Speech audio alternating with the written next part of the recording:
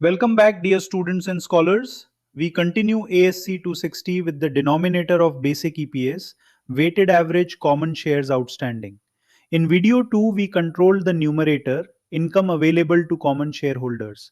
Now we control the bottom half of the formula, how many common shares actually shared that income during the reporting period. This is where timing matters because shares can enter, leave, split, or be restated during the year. Here is the learning path for this lesson. We start by identifying which shares are actual common shares for basic EPS. Then we learn time weighting. Then we handle issuances and reacquisitions. Then we separate retroactive events like stock splits and stock dividends.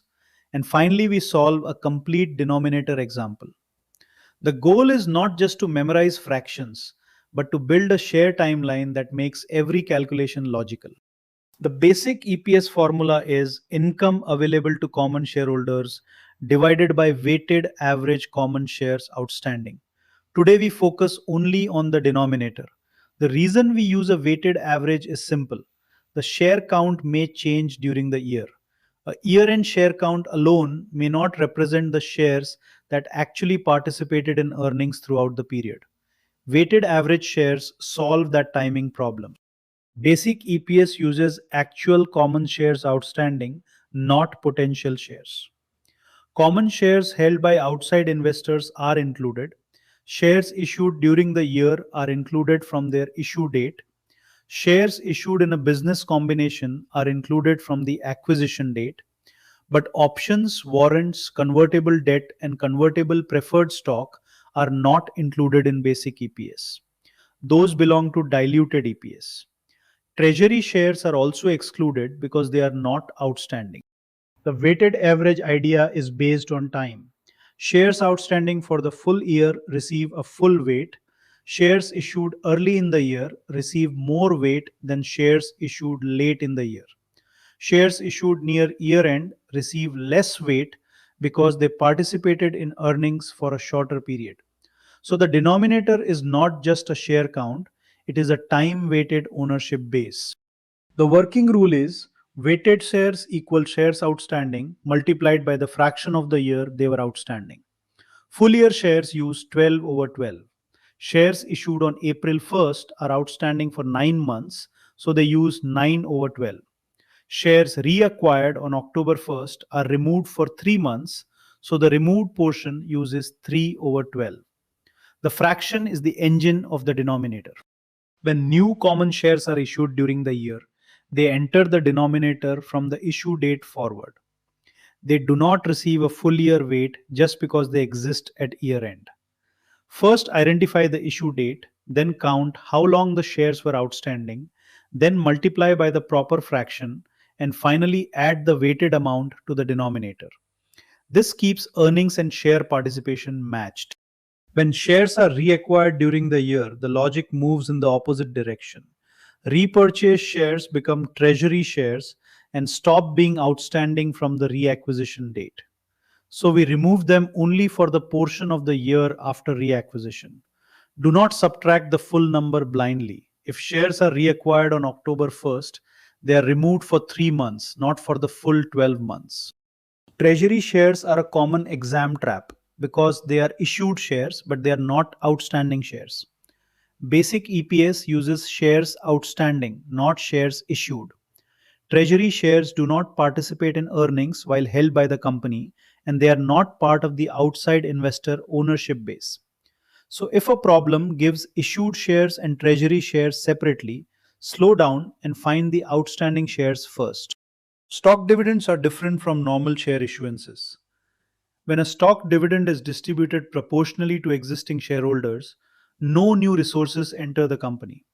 The same equity is simply divided into more share units. Because of that, the EPS denominator is adjusted retroactively. A 10% stock dividend is not time weighted from the declaration date. Instead, prior share counts are multiplied by 1.10 as if the additional shares always existed. Stock splits follow the same retroactive logic. In a 2 for 1 split, every prior share count is multiplied by 2. This applies to the current period and to prior comparative periods shown in the financial statements. The reason is comparability. If we did not restate prior share counts, EPS before and after the split would look inconsistent, even though the company's economics did not really change. A split changes the number of slices, not the size of the whole pie.